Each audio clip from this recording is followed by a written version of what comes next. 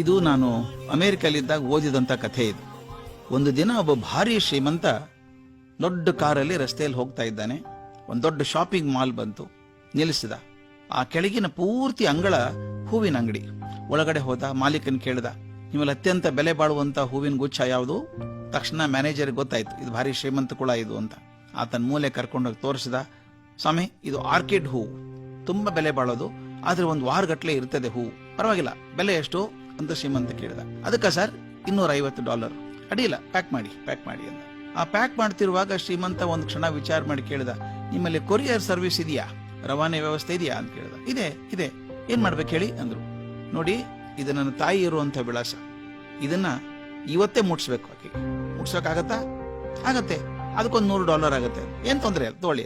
ಅವ್ನು ಹೇಳ್ದ, ಇವತ್ತು ನನ್ನ ತಾಯಿ ಹುಟ್ಟಿದ ದಿವಸ, ಇದುವರೆಗೂ ಯಾವ ವರ್ಷವೂ ನಾನು ನನ್ನ ತಾಯಿ ಹುಟ್ಟಿದ ಹಬ್ಬಕ್ಕೆ ಹೂ ಕಳಿಸೋದನ್ನ ಮರ್ತಿಲ್ಲ, ಇವತ್ತು ಮರೆಯೋ ಹಂಗಿಲ್ಲ. ನಿಮ್ ಕೊರಿಯರ್ ಸರಿಯಾಗಿ ತಗೊಂಡ್ ಹೋಗ್ತಾರ? ಆಗ್ತದೆ ಸ್ವಾಮಿ ಅಂದ್ರು.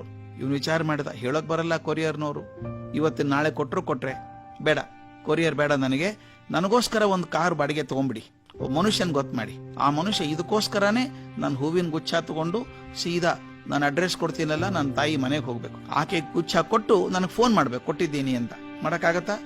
ಆಗತ್ತೆ, ಅದಕ್ಕೆ $250 ಆಗುತ್ತೆ, ಏನ್ ತೊಂದರೆ ಇಲ್ಲ, ತಗೊಳ್ಳಿ ಅಂತ. ತನ್ನ ಕಾರ್ಡ್ ಕೊಟ್ಟ, ದುಡ್ಡೆಲ್ಲ ಕೊಟ್ಟ, ತಾಯಿ ಅಡ್ರೆಸ್ ಬರ್ಕೊಟ್ಟ. ಸಂತೋಷ ಆಯ್ತು, ಅಂತೂ ಈ ವರ್ಷನೂ ಮರೀಲಿಲ್ಲಲ್ಲ ಹೂ ಗಳಿಸೋದು. ಹೊರಗಡೆ ಬರ್ತಾ ಇದ್ದ, ಮೆಟ್ಲು ಇಳಿಯುವಾಗ ನೋಡ್ತಾನೆ, ಮೆಟ್ಲ ಮೇಲೆ ಒಂದು ಹುಡುಗಿ ಕೂತ್ಕೊಂಡಿದೆ, ಪುಟ್ಟ ಹುಡುಗಿ, ಒಂದು 5-6 ವರ್ಷದ ಹುಡುಗಿ ಇರ್ಬೇಕು. ಅಳ್ತಾ ಇತ್ತು. ಯಾಕಮ್ಮ ಅಳ್ತಾ ಇದೀಯಾ ಅಂತ ಕೇಳ್ದ. ಆ ಮಗು ಹೇಳ್ತು, ಅಂಕಲ್ $1 ಕೊಡ್ತೀರಾ ಅಂಕಲ್? ಯಾಕಮ್ಮ ಅಂತ ಕೇಳ್ದ. ಅಂಕಲ್, ಇವತ್ತು ನಮ್ಮ ತಾಯಿ ಹುಟ್ಟಿದ ದಿವಸ, ಆಕೆಗೆ ನಾನು ಮಾತು ಕೊಟ್ಟಿದ್ದೆ, ನೀನ್ ಹುಟ್ಟಿದ ದಿವಸ ನಾನೊಂದು ಕೆಂಪು ಗುಲಾಬಿ ಹೂ ಕೊಡ್ತೀನಿ ಅಂತ ಮಾತು ಕೊಟ್ಟಿದ್ದೆ, ಅದು ನನ್ನ ಹತ್ರ ಏನೂ ಇಲ್ಲ, ದಯವಿಟ್ಟು $1 ಕೊಟ್ರೆ ಒಂದು ಕೆಂಪು ಗುಲಾಬಿ ಹೂ ತಗೋತೀನಿ ಅಂತ ಮಗು.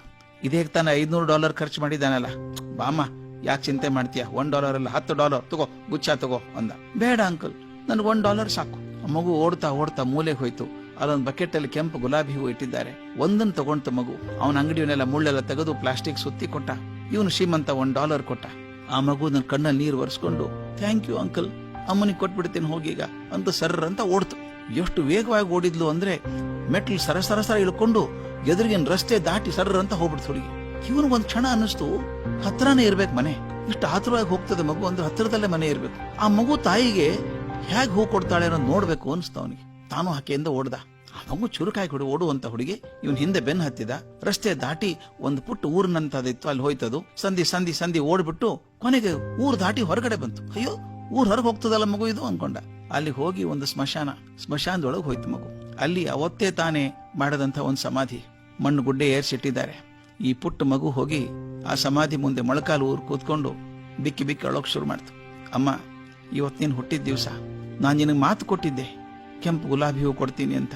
ನನ್ನ ಕಡೆ ದುಡ್ಡೇ ಇರಲಿಲ್ಲ, ಯಾರೋ ಒಬ್ರು ಅಂಕಲ್ $1 ಕೊಟ್ರು, ಆದ್ರೆ ತಗೊಳಕ್ ನೀನೇ ಇಲ್ಲಲ್ಲಮ್ಮ, ಅದು ಎಲ್ಲಿದ್ಯೋ ತಗೊಂಡು ನನ್ಗೆ ಆಶೀರ್ವಾದ ಮಾಡು ಅಂತ ಸಮಾಧಿ ಮೇಲೆ ಆ ಹೂ ಇಟ್ಟು ಮಗು ತಲೆ ಬಗ್ಸಿ ಅಳೋಕ್ ಶುರು ಮಾಡ್ತು. ಈ ಶ್ರೀಮಂತ ಹಿಂದೆ ನಿಂತು ನೋಡ್ತಿದ್ದಲ್ಲ, ನೋಡ್ಕೊಂಡು ಅವನ ಕಣ್ಣಲ್ಲಿ ನೀರು ಸುರಿತಾ ಇದೆ. ಸರ್ರ ಅಂತ ಓಡ್ದ, ಹೂವಿನ ಅಂಗಡಿಗೆ ಹೋದ. ಕಾರ್ ಬಂತ ಅಂತ ಕೇಳ್ದ. ಇಲ್ಲ, ಬರ್ತಾ ಇದೆ 5 ನಿಮಿಷದಲ್ಲಿ ಅಂತ. ಕ್ಯಾನ್ಸಲ್ ಮಾಡಿ, ಕಾರ್ ಬೇಡ, ಅದು ಹೂವಿನ ಗುಚ್ಛ ನನಗೆ ಕೊಡಿ ಅಂತ ಇಸ್ಕೊಂಡ. ತನ್ನ ಕಾರಲ್ಲಿ ಕೂತ. ಡ್ರೈವರ್ ಹೇಳ್ದ, ಅಮ್ಮನ ಮನೆಗೆ ನಡಿ ಅಂದ. ಅವ್ನ ಸೆಕ್ರೆಟರಿ ಹೇಳ್ದ, ಸರ್ 3 ಮೀಟಿಂಗ್ ಇದೆ ಸರ್ ಇವತ್ತು ಅಂತ. ಎಲ್ಲ ಕ್ಯಾನ್ಸಲ್ ಇವತ್ತು, ಸೀದಾ ಅಮ್ಮನ ಮನೆಗೆ ಹೋಗೋಣ. ಅಲ್ಲಿ ಅಮ್ಮನ ಮನೆಗೆ ಹೋದ. ಅಮ್ಮ ಇರೋದು ವೃದ್ಧಾಶ್ರಮದಲ್ಲಿ. ಬಾಗಲ್ ತಟ್ಟಿದ. 92 ವರ್ಷದ ಮುದುಕಿ ಹೊರಗಡೆ ಬಂದ್ಲು. ಮಗನ್ ನೋಡಿದ್ಲು. ಮಗ ಹೂ ಕೊಟ್ಟು ಅಪ್ಕೊಂಡ ಅಮ್ಮನ, ಅಮ್ಮ ಹುಟ್ಟಿದ ಹಬ್ಬ ಶುಭಾಶಯಗಳು ಅಂತ. ಅಮ್ಮನ ಕಣ್ಣಲ್ಲಿ ನೀರು ಉಕ್ಕಿ ಬಂತು. ಅಲ್ಲೋ ಮಗ, ಯಾಕೆ ಬಂದ್ಯೋ ನೀನು? ತುಂಬಾ ಬ್ಯುಸಿ ಇರ್ತೀಯಪ್ಪ, ತುಂಬಾ ಕೆಲಸ ನಿನಗೆ, ಪ್ರತಿ ವರ್ಷದಂಗೆ ಗುಚ್ಛ ಕಳಿಸಿದ್ರೆ ಸಾಕಾಗಿತ್ತಲ್ಲೋ, ನೀನ್ ಯಾಕೆ ಬಂದೆ ಅಂತ. ಆಗ ಶ್ರೀಮಂತ ಹೇಳ್ತಾನೆ, ಅಮ್ಮ, ತಾಯಿಗೆ ಹೂ ಹ್ಯಾಕ್ ಕೊಡಬೇಕು ಅನ್ನೋದನ್ನ ಇವತ್ತೊಂದು ಪುಟ್ಟ ಮಗು ಕಲಿಸಿದೆ ನನಗೆ. ಆ ಮಗುಗೆ ತಾಯಿ ಬದುಕಿಲ್ಲ, ಬದುಕದೇ ಇರುವಂತ ತಾಯಿಗೆ ಹೂವನ್ನ ಅಷ್ಟು ಪ್ರೀತಿಯಿಂದ ಮಗು ಕೊಡೋದಾದ್ರೆ, ಬದುಕಿದಂತ ತಾಯಿಗೆ ನಾನು ಹ್ಯಾಕ್ ಕೊಡ್ಲಮ್ಮ, ನಾನೇ ಬಂದೆ ಅಂತ ಹೇಳಿದ್ನಂತೆ. ಇದನ್ನ ನಾವು ಗಮನಿಸ್ಬೇಕು ಸ್ನೇಹಿತರೆ.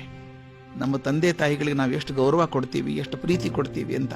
ಬಹುಶಃ ದೊಡ್ಡವರಾದ ನಾವು ಈ ಪ್ರೀತಿಯನ್ನು ತಿಳಿಸುವ ರೀತಿಯಿಂದ ಮಕ್ಕಳಿಂದಾನೇ ಕಲ್ಕೋಬೇಕೇನೋ. ನಾವು ಮಕ್ಕಳಿಂದ ಕಲ್ಕೋಬೇಕು ಪ್ರೀತಿಯನ್ನು ತೋರಿಸೋದು ಹೇಗೆ ಅಂತ. ಒಂದು ಹನಿ ಪ್ರೀತಿಯಿಂದ ನಿಮ್ಮ ತಾಯಿಯ ಕಣ್ಣಲ್ಲಿ ನೀರು ಬಂದ್ರೆ ನಿಮ್ ಜನ್ಮ ಸಾರ್ಥಕ ಅಂತ ಅನ್ಸುತ್ತೆ.